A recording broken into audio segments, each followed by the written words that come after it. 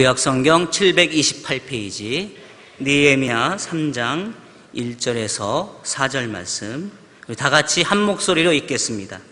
그때에 대제사장 엘리야십이 그의 형제 제사장들과 함께 일어나 양문을 건축하여 성별하고 문짝을 달고 또 성벽을 건축하여 한메아 망대에서부터 하나넬 망대까지 성별하였고 그 다음은 여리고 사람들이 건축하였고 그 다음은 이므리의 아들 삭불이 건축하였으며 어머는 하스나의 자손들이 건축하여 그 들보를 얹고 문짝을 달고 자물쇠와 빗장을 갖추었고 그 다음은 학고스의 손자 우리야의 아들 무레못이 증수하였고 그 다음은 무세세발의 손자 베레기야의 아들 무술람이 증수하였고 그 다음은 바나의 아들 사독이 증수하였고.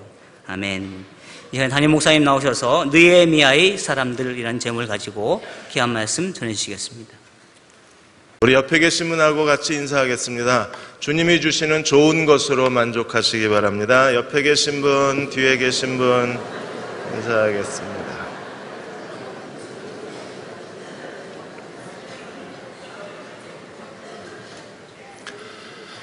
오늘 느헤미야 3장, 느헤미야의 사람들에 대해서 말씀을 함께 나누겠습니다. 문창극 총리 후보자 발언이 지금 한국뿐 아니라 일본과 미국의 언론에까지 소개가 되고 있습니다. JP 뉴스라고 일본 뉴스를 한국에 전하고 한국 뉴스를 일본에 전하시는 유재순 대표와 인터뷰 가운데 지금 일본의 주요 방송 일간지들이 전부 이 문창극 총리 후보의 발언을 연일 보도하고 있다고 이야기를 했습니다. 극우 성향이 강한 산케이 신문 같은 경우에는 더 극단적인 이야기들을 많이 신문에 싣고 있는데 최근에 한국을 싫어하는 사람들, 일본인들 가운데에서 이 문창극 총리 후보 말이 유행어가 되고 있답니다. 거봐라, 한국 식민지는 신의 뜻이었다. 위안부도 사과할 필요가 없다. 좋은 총리 뽑았다. 이렇게 그들의 유행어를 퍼뜨리고 다니고, 그리고 이 문제로 인해서 지금 한국에 대한 다시 증오심이 커져가고 있다고 얘기합니다. 한쪽에서는 일본에게 사과를 요구하고 위안부 문제를 진지하게 다루고 있는데 또 한쪽에서는 이런 대화가 나와서 국민들도 혼란스럽습니다. 왜 이런 사람을 총리 후보로 뽑나? 그것 때문에 힘들어하는 분도 계시고 어쩔 수 없이 청문회를 통과하려다 보니까 어쩔 수 없는 선택이 아니냐 옹호론자도 있습니다. 우리는 이 국무총리 뽑는 과정을 보면서 야 정말 인사가 어렵구나. 사람의 조직을 운영한다는 게 얼마나 어려운가. 그런데 오늘 느헤미야는 아주 뛰어난 조직의 대가답게 인간 경영과 조직에 대한 새로운 면을 우리들에게 보여주고 있어요. 예루살렘 성전이 이렇게 작은 성전이 아닙니다. 캐년이라는 고고학자가 그 고고학적 자료에 의해서 보고를 한 거에 보면 예루살렘 성전이 지금 예루살렘 성전은 완전히 복원이 돼서 큰 도시가 됐지만 느헤미야 당시에 예루살렘 성전 둘레가 한 2.6km, 서쪽 언덕까지 다 합치면 한 4.5km 정도 될 걸로 그렇게 추정을 합니다. 10개의 성문이 있고 4개의 망루가 있습니다. 높이는, 성벽 높이는 아주 높은 데는 10m가 넘고 그리고 2, 3m까지의 높이의 성벽을 갖고 있고 성벽 두께도 1m에서 거의 3m 두께를 갖고 있어요. 이런 성전이 무너진 겁니다. 불타버린 겁니다. 그러므로 이 예루살렘 성전을 복원한다는 것은 많은 사람들이 대규모로 함께 참여해서 같이 노동하지 않는 한 불가능한 일입니다. 근데 느헤미야는 어떻게 했습니까? 워렌 위어스비가 오늘 이 3장을 인명사전을 보고 조사했는데 우리 3장 같은 성경 읽는 거 정말 싫습니다. 이게 무슨 전화번호부도 아니고 무슨 부동산 그 책도 아니고, 그런데 이 인명을 자세히 분석해서 38명의 사람이 있고 42개의 집단이 있다는 걸 찾아내요. 그러니까 38명의 사람들 그리고 42개의 그룹을 가지고 느헤미야는 불과 52일 만에 예루살렘 성벽을 완벽하게 복구하고 하나님께 봉헌을 합니다. 어떻게 이런 일이 가능한가? 이 대규모 프로젝트를 진행하는 데 있어서 느헤미야는 마치 한 사람처럼 이 성벽에 백성들을 동원하고 사람들을 동원해서 이 2.6km 내지는 4.5km 되는 성벽을 그들 손에 의해서 하나님께 바쳐지게 만들었는데 어떻게 그것이 가능한가? 그들 안에 하나의 공통된 목표, 하나의 공통된 비전을 불러일으켰기 때문에 거기에 참여한 32명의 사람들, 38명의 사람들, 42개의 그룹이 이 하나의 목표에 서로 연결되고 서로 동역되고 서로 하나님 앞에 자기의 전부를 바침으로 52일 만에 예루살렘 성벽이 완벽하게 재건이 된 거예요. 하나의 목표로 모든 그리스도인들이, 모든 지체가 하나로 연결된다는 것처럼 중요한 게 없어요. 국가가 더 성장해 가려면, 경제가 나아지려면, 기업체가 성공하려면 어느 집단이든지 어느 단체든지 하나님의 교회도 마찬가지입니다. 하나의 목표에 모든 사람들이 다 하나로 모아지지 않으면, 동일한 목적을 가지고 하나님 앞에 전심을 다해서 헌신하지 않으면 어떤 집단도 자기의 목표를 이루어낼 수 없는 거예요. 미국의 철학자 윌리엄 제임스는 사회를 그래서 둘로 나누었습니다. 하강사회가 있고 상승사회가 있다. 하강사회는 어떤 사람입니까? 하강사회는요, 자기들의 해야 할 일도 제대로 하지 않고 다른 사람이 일하는 거에 무관심하고 다른 사람이 일하는 걸 비난하는 사회입니다. 자기 몫을 제대로 하지도 않고 다른 사람이 하는 거에 대해서 비난하고 다른 사람을 돕지도 않고, 이런 하강사회는 결국 무기력과 침체에 빠지고 결국에 와해될 수밖에 없다 그랬어요. 상승사회는요, 그들은 자기의 책임을 다할 뿐 아니라 그들은 다른 사람의 일까지 돌아보아주고 다른 사람을 격려하고 함께 참여하도록 손을 이끌어주고, 그래서 조직이 원하는 목표 이상의 어떤 것을 성취하는 집단은 상승사회라 그랬어요. 대흥교회도 우리가 하나님이 우리에게 새로운 공통의 목표를 주시고 하나님의 비전을 주시고 하나님을 영화롭게 하는 일에 모든 성도들이 한 뜻과 한 마음으로 하나님 앞에 설 때 하나님은 대흥교회를 통하여 이 땅에 새로운 일을 해내실 수 있을 것입니다. 우리가 서로 연결되고 하나의 비전을 품고 하나님과 동역자로 나서면, 느헤미야가 그 사람들을 하나로 이끌어갔을 때 불과 52일 만에 위대한 역사를 이루어낸 거예요. 어떻게 그 일을 이루어냈는지 우리가 한 단계씩 살펴보겠습니다. 먼저 3장 1절에서 5절까지 보시면 예루살렘 북쪽 성벽부터 복구를 해내요. 왜 북쪽인가? 더 허물어지고 더 형편없는 것도 많이 있는데 왜 북쪽에서부터 시작을 했을까? 지금 예루살렘 성벽 자체가 군사 보호용이라면 가장 먼저 염려가 되는 부분부터 보강을 했어야 되는데 북쪽부터 예루살렘 성벽을 재건합니다. 왜 그랬을까요? 3장 1절에 보시면 그 이유가 이렇게 설명되고 있어요.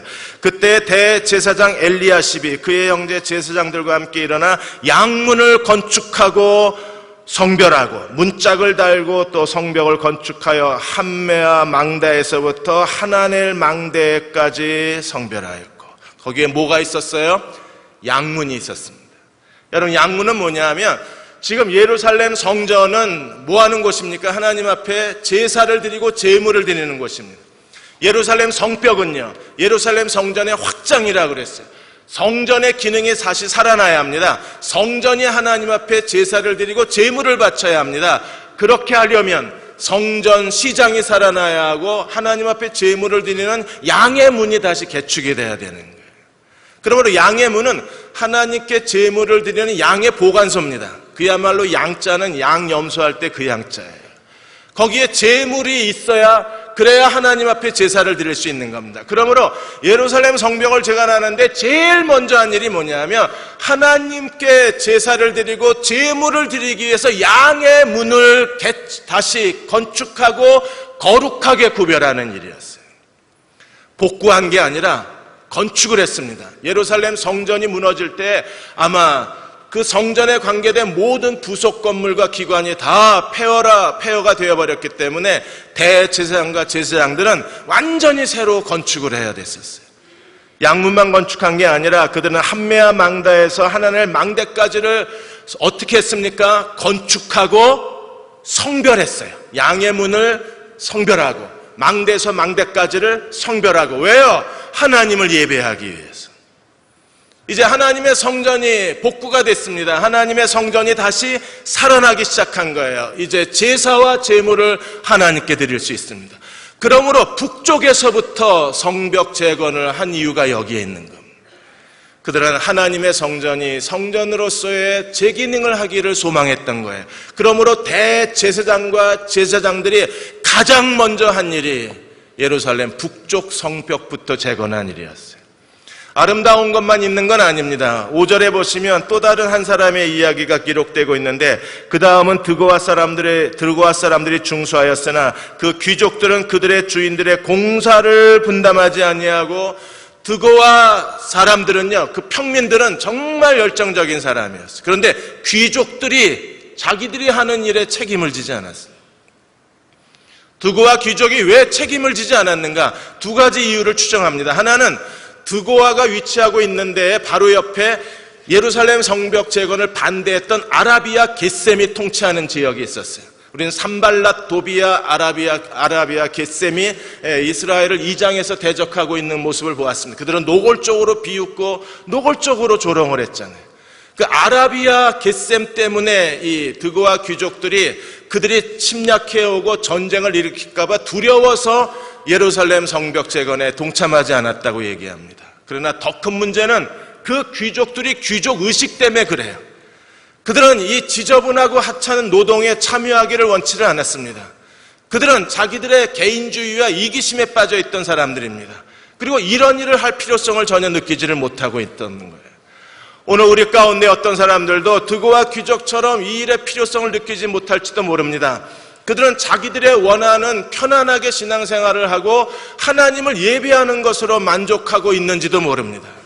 그러나 하나님께서는 이 예루살렘 성벽 재건에 모든 사람이 같이 동참하기를 원하고 계신 거예요. 두 번째로 6절에서 14절까지 보시면 예루살렘 서쪽 성벽 재건을 하는데, 이 서쪽 성벽을 다시 재건하는 데 있어서 두드러진 특징이 하나 우리에게 나타나고 있어요. 그래서 3장 8절에 보시면 그 다음은 금장색 할레의 아들 우시엘이 중수하였고, 그 다음은 향품장사 하나냐 등이 중수하되 그들이 예루살렘의 넓은 성벽까지 하였고. 지금 어떤 사람들이 등장하고 있습니까? 이제 개인이 아니라 하나의 길드, 하나의 어떤 특정한 집단이 등장을 하고 있는데, 그 특정한 집단 중에 지금 이 사람들은 어떤 사람들이에요? 비즈니스 하는 사람들입니다. 사업하는 사람들이에요. 그들은 금장색의 사람이 있고 그 다음에 향품 장사가 있습니다. 그들이 예루살렘 성벽을 재건하는데 여기에 느헤미야의 탁월함이 있어요. 느헤미야는 정말 뛰어난 전략가입니다. 그리고 그 누구도 해낼 수 없는 조직의 대가예요. 느헤미야가 지금 이 금장색하고 그리고 향품 장사의 사람들에게 너희가 성벽을 재건하라고 할당한 지역이 어디냐면 예루살렘 넓은 광장. 거기는 뭐가 있어요? 오일장이, 성남의 오일장에는 모란시장처럼 거대한 시장터 마켓이 형성되어 있는 거예요. 거기는 상점 골목입니다. 예루살렘 성의 구조가 예루살렘 성을 따라서 대부분의 사람들의 거주지가 있고, 예루살렘 성을 따라서 비즈니스 골목이 있고, 예루살렘 성 주변에서 많은 사람들이 여기서 생계를 유지하고 있었어요. 느헤미야는 이 사람들을 예루살렘 성벽 재건에 동원시키기 위해서 그가 쓴 전략이 뭐냐면, 그들이 필요한, 그들의 직업상 필요하고 비즈니스에 필요하고 그들이 그 공간을 필요로 하는 그 지역에 그들에게 예루살렘 성벽 재건을 할당해 준 거예요. 그러므로 그들은 예루살렘 성벽을 지금 다시 복구하고 있지만 예루살렘 성벽을 복구하는 것뿐 아니라 자기의 비즈니스를 리모델링하는 겁니다. 여러분, 자기 비즈니스를 리모델링을 한다 그러면 이 사람들이 얼마나 열심히 했겠어요? 이태리산 최고급 기자재를 부려와서 미국에서 가장 좋은 그 기자재를 사가지고 와서 그래서 성벽을 재건하지 않았겠습니까? 왜요? 그것은 하나님의 성벽이고 동시에 내 비즈니스 공간이니까. 그러므로 이 사람들은요, 누가 시키지 않아도 자원에서 최고의 에너지를 바치고 최선의 노력을 다 기울여서 예루살렘 성벽 재건에 온 힘을 다 기울였을 겁니다. 왜? 하나님의 일이 내 일이었으니까. 이게 느헤미야의 전략이에요. 장사하는 사람만 그런 게 아닙니다. 정치하는 사람도 마찬가지입니다. 오늘 3장 9절에 보시면 그 다음은 예루살렘 지방의 절반을 다스리는 후르의 아들 리바야가 준수하였고, 여러분 지금 통치자 정치가들이 할 일이 뭡니까? 그 당시의 고대 사회에서는 성을 다시 복구하는 거예요. 그러므로 그들이 통치하고 있는 그 지역의 성벽을 재건하라고 맡겨주었을 때 이 사람들은요 온 힘을 다해서 했을 겁니다. 만일에 예루살렘 이쪽 지역에 있는 사람을 예루살렘 저쪽 지역의 성벽을 재건하라고 시켰으면 정말 하기 싫었을 거잖아요. 느헤미야는 사람을 조직해 놓고 그 사람들을 강제로 지역을 할당해서 거기 가서 성벽을 재건하라고 얘기한 게 아니라 그들이 살고 있는 그 자리, 그들이 하고 있는 직업, 그리고 그들이 가지고 있는 비즈니스, 바로 그 주변의 지역의 성벽을 재건하라고 보낸 거예요. 정치하는 사람들은 그 정치, 그리고 예루살렘 절반을 다스리는 사람은 그 사람이 통치하는 그 지역의 성벽 재건을 맡긴 거예요. 그 다음에 12절에 보시면 예루살렘 나머지 절반은 어떻게 했을까요? 그 다음은 예루살렘 지방 절반을 다스리는 할로에스의 아들 살룸과 심지어 누구까지? 딸들까지. 아들이 없었던 것으로 저희가 추정을 합니다. 그럴지라도 성경에서 딸들이 아내가 하나님의 일을 감당하는 건 굉장히 특별한 경우예요. 아버지가 하는 일이 지금 아버지의 일이 아니라 누구의 일이에요? 하나님의 일이에요. 하나님의 일이면서 동시에 아버지의 일이에요. 그러므로 딸들까지 나서서 예루살렘 성벽을 재건한 겁니다. 왜? 아버지가 해야 될 일이고 동시에 하나님이 하셔야 될 일이니까. 우리가 그리스도 안에서 진정으로 성령 안에서 하나가 되고 하나님의 사랑 안에서 하나가 되고 하나님이 주시는 비전으로 모든 대흥교회 성도들이 어린아이까지 그리스도의 공통적인 한 목적 아래서 우리가 서로 네트워크되고 함께 팀워크를 이루고 그리고 하나님 앞에 우리 자신을 내어드릴 수만 있다면 하나님은 여러분을 통해서 하나님께서 이 땅에 정말 필요한 교회 개혁의 새로운 일들을 해내시고 하나님의 영광을 가져오실 뿐 아니라 이 시대에서 하나님의 능력의 도구로 우리를 사용해 주실 것입니다. 그를 먼저 우리가 어떻게 해야 합니까? 우리가 먼저 그리스도 안에서 하나가 돼야 돼요.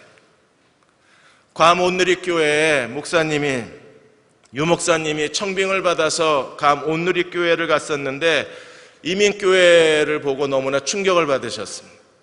저도 코스타 유학생 수련회 다니면서 유학생들을 많이 상담을 하고 유학생들이 이민교회 때문에 너무 많이 마음 아파했었습니다. 그래서 계속 그 학생들을 상담하다가 제가 하나님 앞에 다짐을 했어요. 하나님이 기회를 주시면 한 텀 정도 실제로 이민 목회를 해보겠다고. 정말 이민 목회가 가능성이 없는 건지 이민 목회를 어떻게 해야 그 이민 사회 가운데 하나님의 영광을 드러낼 수 있는지 제가 직접 해보겠습니다. 그렇게 기도하다가 하나님의 인도하심을 받아 간 거였어요. 그러니까 유 목사님도 실제로 가보니까 목회자가 계속 바뀌면서 교인들은 너무나 상처를 받았고 교인들이 삶이 비좁은 거예요. 여러분 이민 사회가 굉장히 비좁습니다. 왜냐하면 미국의 이민들 같은 경우에는 이게 미국 주류 사회에 들어가질 못해요. 그러니까 미국 문화 속에 잘 어울리지 못해요. 겨우 가는 게 맥도널드하고 거기 축제에 참가하고 이런 정도입니다. 일부 1.5세, 2세를 제외하고는. 그렇다고 한국 문화에 들어간 것도 아니에요. 그러니까 완전히 샌드위치 세대가 되는 겁니다. 미국에 있지만 미국인이 아니고 미국에 있으면서 한국인도 아니고 그러니까 그런 문화적인 폐쇄 가운데에서 그들이 유일하게 삶의 즐거움과 삶의 휴식을 얻을 수 있는 데는 교회밖에 없는 거예요. 근데 교회도 더 이상 그들에게 쉼을 주지 못하고 안식을 주지 못하고 기쁨을 주지 못하는 겁니다. 사분 오열되고 갈등이 일어나고 깨지고 다투고. 그러니까 유 목사님도 청빙받아서 가보니까 어떻게 손을 댈 수가 없는 겁니다. 그래서 기도하다가 하나님께서 그분의 마음속에 지금 이 상황에 공동체가 하나 되지 않으면 새로운 일들을 시작해낼 수가 없으니까 하나님께서 그분의 마음에 서울의 찬양단들을 불러다가 찬양 집회를 하고자 하는 마음을 주셨어요. 찬양 집회 하는 사람들을 불러서 같이 금식하고 기도했습니다. 만일에 찬양으로 이 교회가 안 살아나면, 기도로 이 교회가 안 살아나면, 이 교회의 예배가 안 살아나면 우리는 가망이 없다, 소망이 없다. 그래서 찬양팀 사람도 목사님이 이렇게 간절하게 얘기하니까 같이 하나님 앞에 온 힘을 다해서 기도하고 금식하고 찬양 집회를 시작한 겁니다. 처음에는 무표정하게 앉아있던 분들이 찬양만 계속한 거예요. 찬송, 간증도 없고 오직 찬양과 기도만. 찬양이 점점 차오르고 기도가 점점 타오르자 그러자 사람들이 울기를 시작을 합니다. 마음을 열기 시작했습니다. 그리고 예배가 살아나기 시작했어요. 하나님 앞에 뜨거운 예배를 드리고 간절한 예배를 드리기 시작하자 성도들이 서로 끌어안기를 시작합니다. 저희도 지금 예배에 온 힘을 다 기울이는 이유가 여기 있어요. 예배가 다시 살아나야 합니다. 예배가 충만해져야 합니다. 예배 가운데 하나님의 임재와 영광이 나타나야 합니다. 그리고 그 예배를 통하여 우리 모두가 마음이 하나 되어질 때 우리는 하나님께서 우리를 통해서 새로운 일들을 시작하실 수 있고 하나님이 우리에게 무엇을 하실지 온 교회에게 보여주시고 우리는 이 땅에서 하나님의 영광의 그릇으로 새로운 도전을 해낼 수 있을 거예요. 마음을 다하여 찬양하고 마음을 다해서 기도하고 지금은 마음을 다해서 하나님을 예배할 때입니다. 하나님께서 얼마나 놀랍게 느헤미야를 통해서 그들이 하나님의 성벽 재건에 참여하게 하는가 보십시오. 그들의 비즈니스가 하나님의 성벽이 되고 그들의 사업이 하나님의 성벽이 되고 그들의 직장이 하나님의 성벽으로 만드신 거예요. 그리고 그들은 온 힘을 다해서 성벽 재건에 자기의 전부를 쏟아 놓았습니다. 우리는 남동쪽과 동쪽 가면 더 충격적인 사실을 발견하게 됩니다. 15절에서 32절까지 보시면 예루살렘 성전 둘레 가운데 가장 많이 부셔지고 가장 많이 파괴되고 가장 많이 불타버린 데가 동쪽이에요. 다른 어떤 북쪽이나 서쪽보다도 이쪽에 더 많은 인력이 투입이 돼야 되고 여기에 더 많은 사람들이 예루살렘 성벽을 재건해야 되는 거예요. 그런데 느헤미야가 다른 지역보다 더 많이 손상되고 더 많은 인력이 필요하고 더 많이 일을 해야 되는 노동력이 필요한 이 남동쪽, 동쪽을 어떻게 치고 나가나. 느헤미야의 전략은요 대단합니다. 그의 전략이 뭐냐 하면 사람들로 하여금 자기 집 자택근무를 시킨 거예요. 여러분 성경에서 최초의 자택근무 제도를 시작한 사람이 느헤미야입니다. 지금 삼성도 자택근무 시작을 한다 그러는데 삼성도 늦은 거예요. 최초의 자택근무는 느헤미야입니다. 느헤미야가 어떻게 했습니까? 자기 집 근처를 책임지게 만든 거예요. 성벽 공사한다고 지하철 타고 1시간씩 갈 필요가 없었어요. 성벽 공사한다고 애들 타가소에 맡겨놓고 부부가 도시락 싸들고 1시간씩 버스 타고 갈 일이 없는 거예요. 자기 집이 자기 공사장이 돼버렸어요. 자, 10절에 보시면 이렇게 말합니다. 그 다음은 하루마베의 아들 여다야가 자기 집과 마주 대한 곳을 중수하였고 어디요? 자기 집과 마주한 곳. 자택근무 아닌가요? 가족을 돌보면서 얼마든지 성벽을 재건할 수 있는 거예요. 23절에 가보시면 그 다음은 베냐민과 핫수비 자기 집 맞은편 부분을 장수하였고 어디요? 자기 집 맞은편. 그 다음은 아나냐의 손자 마아세야의 아들 아사랴가 자기 집에서 가까운 부분을 중수하였고 여러분 자기 집이 하나님의 일터가 된 겁니다. 자기 집이 하나님의 공사장이 된 거예요. 자기 집이 여러분 집을 가꾸는 열정과 집을 리모델링하는 애정을 가지고 성벽을 재건했으니까 얼마나 신속하게 얼마나 튼튼하게 얼마나 빨리 성벽이 재건됐을까요? 그래서 52일 만에 끝나버린 거예요. 느헤미야는 통합적인 새로운 영성을 우리에게 보여주는 겁니다. 그들로 하여금 강제로 지역을 할당해서 보낸 게 아니라 내 비즈니스 장소가 내 하나님께 성벽을 재건할 너의 일터다. 그리고 내가 살고 있는 집이 바로 하나님의 성벽을 재건하는 너의 일터로 만들어 놓은 거예요. 그리고 하나님 앞에서 이 일을 끌고 가는 겁니다. 우리는 느헤미야의 이 통합적 영성에서 두 가지를 배울 수 있습니다. 아니 배워야만 합니다. 그 첫째가 뭐냐 하면 그 다음은 이라는 말이 여기 3장에서 무려 29번이나 나온다는 사실이에요. 그 다음은 29번. 왜요? 38명의 사람과 42개의 그룹이 있었으니까. 워렌 위어스비는요 예루살렘 성전을 느헤미야가 40등분을 했어요. 우리는 느헤미야가 예루살렘에 도착하자마자 3일 뒤에 몇 사람을 데리고 한밤중에 예루살렘 성을 한 바퀴 돌았던 것을 기억합니다.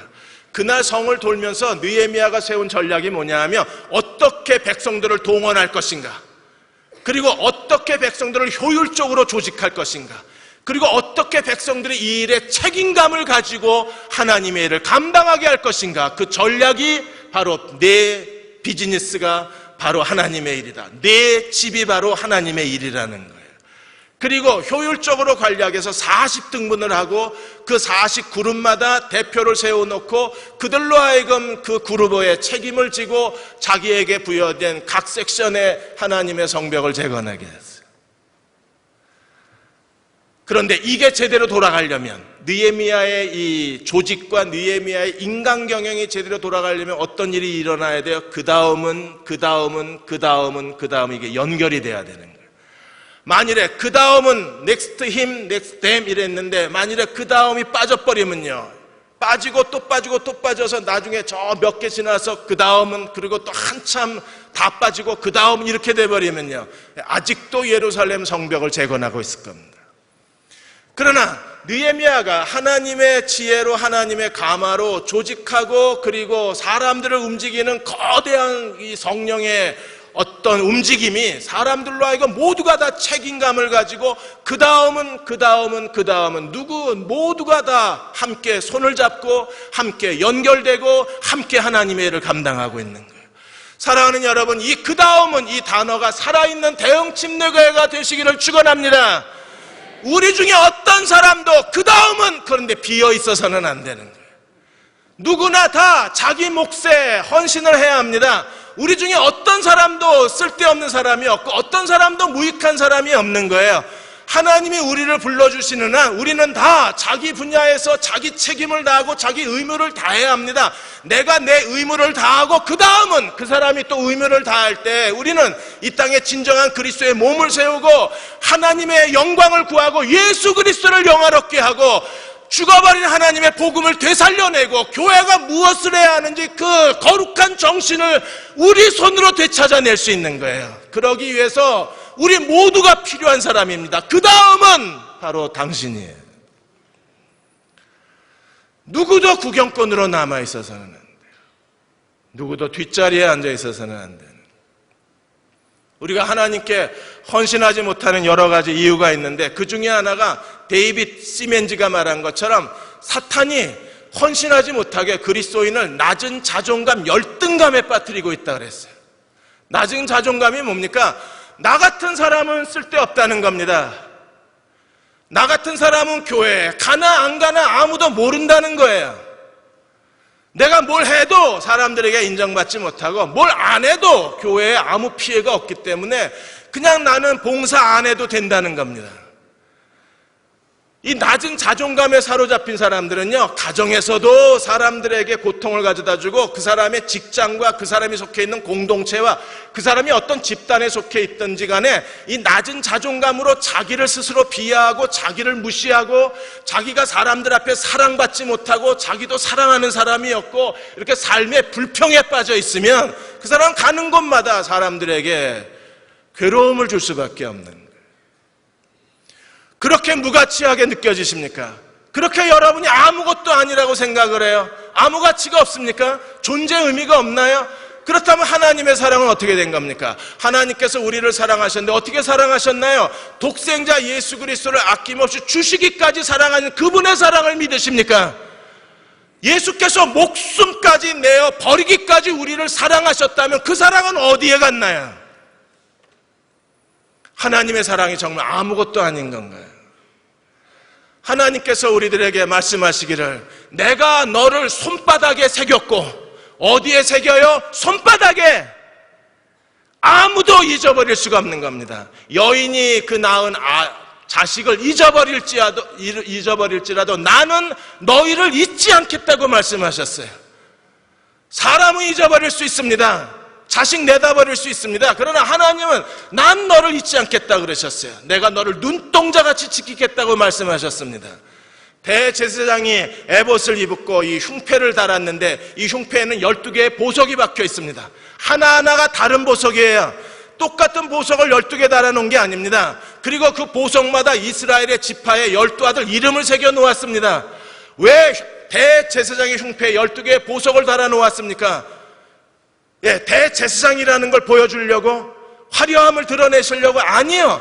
너희는 내 가슴에 있다. 너희는 내게 보석 같은 존재라고 말씀하시는 거예요. 우리가 스스로 자기를 사랑하고 자기를 존중히 여기고 그리고 하나님 앞에 자기를 드려야 그 다음엔 이 단어가 살아날 수 있는 거예요. 우리 모두가 다 하나님의 은혜로 다시 채워지고 하나님이 우리를 완전히 회복해 주셔서 하나의 목표 아래 모든 성도가 무릎 꿇을 수만 있다면, 하나님의 임재 가운데 있을 수만 있다면, 그리고 하나님 무엇을 말씀하시든지 우리가 순종하겠나이다 라고 고백할 수만 있다면 하나님 무너진 예루살렘 성전을 우리를 통해서 다시 재건해내실 것입니다. 두 번째 해야 될 일이 있습니다. 그것은 지금 반복해서 나오는 것처럼 비즈니스가 하나님의 성벽의 장소고 내 집이 하나님의 성벽의 건축 장소라는 거예요. 우리가 24절에 가보시면 24절에 그 다음은 헤네니의 아들 빈누이가 한 부분을 중수하되 아사랴의 집에서부터 성구비를 떠나 모퉁이에 이르고, 어디부터 시작해요? 집에서부터 시작합니다. 28절에도 또 이렇게 반문합니다. 마문 위로부터 제사장들이 각각 자기 집과 마주대한 부분을 중수하였고, 제사장들이 어디를 지금 건축했다고요? 자기 집과 마주 보는데. 대제사장은 어디부터 시작했습니까? 자기들이 하나님을 섬기는 양문으로부터. 제사장들은 지금 어디를 치고 있어요? 건축하고 있습니까? 자기 집 맞은편. 비즈니스 하는 사람들은 어디를 짓고 있다고요? 자기들 비즈니스 장소. 일반 백성들은 지금 어디에서 하고 있습니까? 자기 집 맞은편, 자기 집 가까운 것, 자기 집 뒤편. 그러므로 내 집을 짓는 거예요, 내 집을. 하나님의 일을 하는 게 아니라 내 일을 하는 거예요. 그런데 내가 내 집을 짓는데 그게 뭐가 됐어요? 하나님의 성벽을 짓는 게 된 겁니다. 우리가 하나님 앞에 이 신앙을, 이 통합적 신앙을 가져야 되는 거예요. 지금 교회의 제일 큰 문제가 뭐냐 하면 하나님의 일과 내 뜻을 나누어 놨어요. 하나님의 영광과 내 영광을 나누어 놨어요. 하나님 뜻, 내 뜻이 다르잖아요. 그래서 우리는 이것 때문에 중간에서 굉장히 고민을 많이 합니다. 그리고 하나님의 일은 거룩해요. 우리가 생각하는 하나님의 일은 뭡니까? 교회 와서 예배드리고 가서 전도하고 교회 와서 봉사하고 이번 주 수요일 날 청소하는데 교회 와서 청소하고 이런 것들은 다 거룩한 일이지만, 교회에서 청소하는 건 거룩한 일이지만 집에서 청소하는 건 인간의 일이 되는 거예요. 직장 가서 열심히 일해서 돈 버는 건 세상 일이고 교회 와서 열심히 헌신하는 건 하나님의 일이고, 이 이원론적 사고가 우리에게 문제가 되는 겁니다. 근데 느헤미야는 완전히 이걸 뒤집어요. 직장에 가서 열심히 일하는 것도 뭐 하는 거예요? 하나님의 일이라는 겁니다. 여러분이 가정에서 자녀들을 위해서 최선을 다하여 엄마 노릇하고 부모 노릇하고, 그리고 여러분의 가정을 정말 인간적인 사람이 살기에 적당한 가정으로 검소하게 꾸미고, 그리고 그 가정에서 하나님을 예배하고 하나님을 경외하는 그 가정을 만들어 놓는다면 그게 바로 예루살렘 성벽 재건이 된다는 거예요. 우리는 하나님의 뜻에 너무 매달립니다. 당연히 하나님의 뜻을 먼저 생각해야 합니다. 하나님의 뜻이 우리의 삶의 최우선순위가 되어야 합니다. 하나님의 뜻을 찾고 하나님의 뜻을 기다려야 합니다. 근데 아무리 기다려도 하나님의 뜻이 나타나지 않을 때 우리는 어떻게 해야 되나요? 어떻게 해야 합니까? 더 기다려야 되나요? 아니요. 내가 집을 개축하는 게 하나님의 성벽을 개축하는 거예요. 하나님의 뜻과 내 뜻을 하나님이 한 덩어리로 만들어 놓으실 때가 있어요. 아브라함이 그렇습니다. 아브라함은요, 이삭을 낳기 전에 아브라함에게 아들이 몇 명이나 있었습니까? 3명 있었나요? 적어요? 한 30명 있었습니까? 좀 더 쓸까요? 한 70명 있었나요? 아브라함에게 하나님이 나타나셔서 내가 내 씨로 말미암아 내 민족을 이루겠다고 했을 때 아브라함은 흥분했습니다. 왜? 아브라함과 사라에 있어서 사라는요, 선천성 불임증 여자입니다. 애를 못 낳아요. 그러므로 아브라함과 사라의 내 평생 소원 이것뿐, 아들 하나 낳는 겁니다. 민족 중흥의 역사적 사명을 띠고 두 부부가 해야 될 일이 뭐예요? 아들 하나 낳는 겁니다. 그들이 하나님 앞에 만일에 하나님을 섬기는 사람이었으면 매일 새벽마다 기도가 뭐였겠어요? 아들 하나. 그런데 아들이 없는 이 두 부부에게 하나님이 오셔서 아들을 주시겠다는 겁니다. 그럼 이 아들은 아브라함과 사라의 아들인가요? 하나님의 언약의 아들인가요? 두 개가 합쳐진 거예요. 아들 없는 사람에게 아들 주겠다, 나를 따라오라 그러는데 누가 안 따라갑니까? 그때부터 아브라함이 하나님을 온전히 순종하고 따라간 것은 누구를 얻기 위해서? 내 평생 소원 이것뿐, 아들 하나 얻기 위해서요. 하나님의 뜻과 내 뜻이 하나가 된 거예요. 그래서 어디가 하나님의 뜻이고 어디가 내 뜻인지를 모르는 거예요. 왜? 그 안에 이미 내 뜻이 들어가 있고 그 안에 이미 하나님의 뜻이 들어가 있기 때문에. 중요한 것은 무엇입니까? 이걸 이루어가는데, 하나님의 뜻을 이루어가는데 이게 사람의 방법으로 이루어가느냐 하나님의 방법으로 성취하느냐의 차이가 있는 거지, 하나님의 뜻이 내 뜻이 되어서 하나로 움직이는 것, 이것이 바로 느헤미야가 가져온 새로운 조직력이고 느헤미야가 사람을 동원시킨 신앙의 영성인 거예요. 우리도 하나님의 영광, 내 영광. 그래서 어떤 사람들은 내가 하나님의 영광을 가리울까 봐 걱정이라고 그럽니다. 걱정 안 하셔도 됩니다. 왜요? 여러분, 내가 하나님의 영광을 가로채고 있다. 그건 언제적 얘기입니까? 하나님이 내게 뭔가를 하셨을 때 얘기예요. 하나님이 내게 영광을 주셨는데 내가 그걸 하나님께 영광 돌리지 않고 내 것으로 중간에 도둑질하면 그게 하나님의 영광을 범한 겁니다. 근데 아직까지 하나님이 나에게 뭐 별로 준 것도 없는데 내가 하나님의 영광을 가릴까 봐 걱정한다면 잘못된 거잖아요. 하나님의 영광이냐 내 영광이냐 이것도 완전히 서로 연합이 돼 있어요. 그래서 어디까지가 하나님의 영광이고 어디까지가 내 영광인가가 구분이 안 되는 겁니다. 여러분, 요셉을 보십시오. 하나님이 그를 감옥에서 끌어내셔서 바로 앞에 세웠을 때 바로가 감탄했잖아요. 우리가 어디서 이와 같이 하나님의 신에 감동된 자를 얻을 수 있겠느냐. 순식간에 요셉의 옷을 다 벗기고 세마포로 옷 입히고 면류관 씌우고 자기 금수레에 씌워서 최초의 시가 행진한 사람이 누구예요? 요셉이 최초의 시가 행진한 사람입니다. 요셉이 영광을 받자 하나님도 영광을 받으신 거예요. 근데 만일에 요셉이 내가 했어 이랬으면요, 아마 하나님의 심판을 받았을 겁니다. 요한복음 17장에 예수님이 기도하신 게 뭐예요? 아버지여, 나를 영화롭게 하셔서, 이게 첫째예요. 나를 영화롭게 하셔서 나로 하여금 하나님을 영화롭게 하게 하옵소서. 이게 하나님께 영광 돌리는 삶입니다. 어떤 한 형제가 몇 달 전에 저하고 계속 기도하면서 그 새로운 벤처를 시작을 했어요. 그래서 그만한 능력이 있고 도전 정신도 있고, 우리가 기도했을 때 하나님이 분명하게 그게 하나님의 뜻이라는 확신도 제 안에 있었습니다. 그런데 몇 달이 지나고 소식이 끊어졌어요. 그리고 지난달에 다시 연락이 됐는데, 야, 시작했냐? 사무실은 어디냐? 내가 가서 한번 기도해 줄게 그랬더니 안 했다는 겁니다.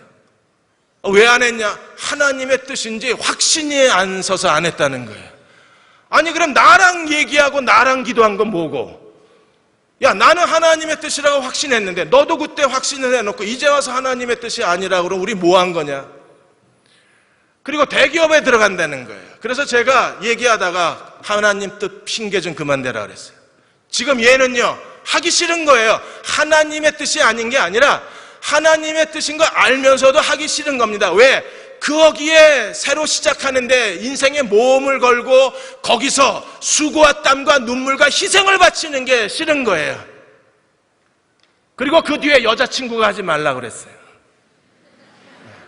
제가 전화 끊어버렸습니다. 다시는 나하고 이런 얘기 하지 마라.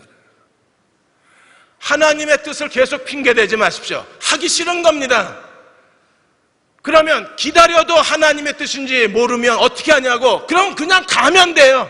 가다 보면 이게 내 뜻인지 하나님 뜻인지 가다 보면 하나님이 우리에게 알게 해주실 거예요. 하나님은 빌립보 2장 12절에 우리 마음에 소원을 두고 행하게 하신 하나님이시기 때문에 내 마음이 내가 뭔가를 하고 싶은 갈망이 그게 하나님의 뜻과 일치하는 곳에 하나님의 뜻이 있기 때문에 우리는요, 하나님을 의지하고 믿음으로 가면 하나님이 그 일을 이루시거나 하나님이 그 일을 막으시거나, 아니, 그 일이 하나님의 뜻이 아니어도 하나님의 뜻으로 바꾸어내시는 분이 하나님이십니다. 그리고 그걸 통해서 우리를 영광받게 하시고 그로 인하여 하나님의 영광이 되게 하시는 거예요. 이게 비즈니스와 하나님의 성벽의 통합신앙이고, 이게 집과 하나님의 성벽의 통합신앙이 되는 거예요. 월드컵이 시작이 됐습니다.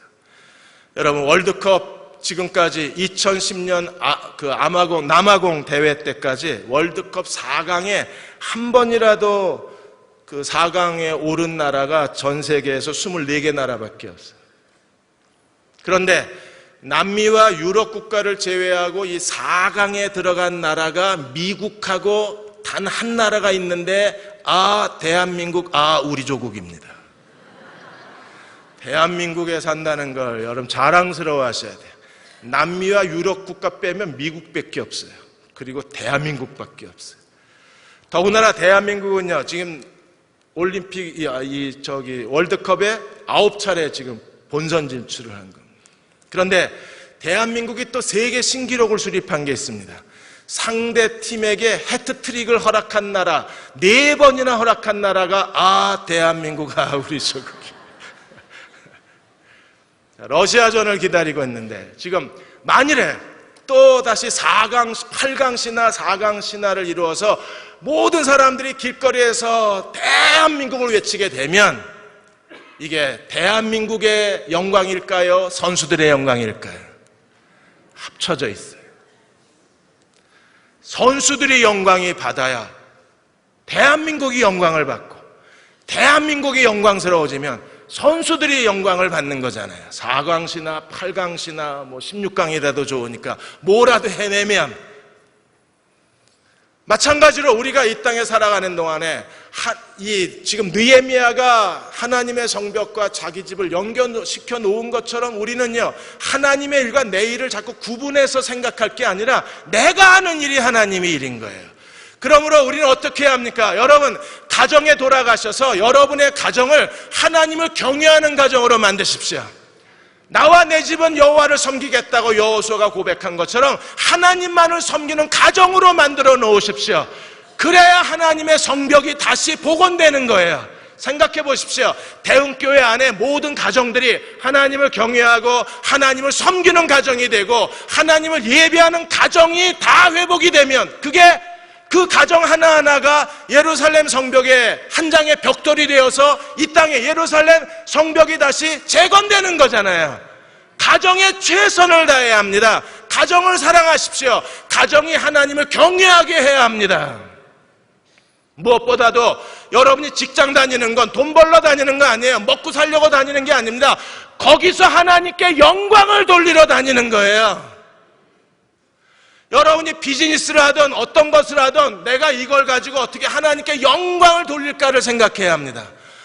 내가 사업이 바빠서 교회 일을 못해서 미안합니다. 여러분, 사업이 교회 일이고 교회 일이 사업이에요. 이런 이원론적 사고가 우리의 삶을 자꾸 발목을 잡는 겁니다. 하나님의 영광에 더 가까이 가지 못하게 만드는 거예요. 우리도 느헤미야처럼 하나님 앞에 이 새로운 영성을 가지고 바로 지금 내가 하고 있는 일이 뭐예요? 하나님을 영화롭게 하는 일이 돼야 되는 거예요. 그걸 통해서 하나님 영광을 거두어 주옵소서. 그걸 통해서 하나님께서 그 이름이 높임을 받게 하옵소서. 그 마음으로 우리가 자녀를 키우고 그 마음으로 비즈니스를 하고 그 마음으로 직장 다니고 그 마음으로 공부할 수만 있다면 우리는요, 내가 서 있는 그 자리가 예루살렘 성벽 재건이 되는 거예요. 그러면 그러한 그리스도인들이 많아지면 많아질수록 이 땅에 하나님 나라가 회복되어지고 하나님의 영광이 회복되지 않을까요? 하나님의 영광의 그릇이 되시기를 주의 이름으로 축원합니다. 하나님의 영광이 되기를 구합니다. 제사장들은 양의 문과 성전의 일부를, 그리고 성전의 노예들은 망대를, 비즈니스하는 사람들을 시장터를, 모든 백성은 자기 집을, 우리가 서 있는 그 자리가 하나님의 영광의 자리가 되게 하여 주옵소서. 지금 우리를 죄 가운데 구원하신 우리 주 예수 그리스도의 은혜와 하나님 아버지의 무한하신 사랑하심과 성령의 인도하시고 위로하시며 도우시는 은혜가 오늘 함께 예배드리고 돌아가는 사랑하는 모든 교우와 가정과 자녀들과 그리고 계획한 모든 일들, 기도하는 일들, 지금 하고 있는 일들, 이 땅의 교회와 이 민족과 아직도 수색 상소를 슬픔 가운데 쳐다보고 있는 실종자의 유가족들 위해 지금부터 영원히 함께 하시기를 간절히 축원하옵나이다. 아멘.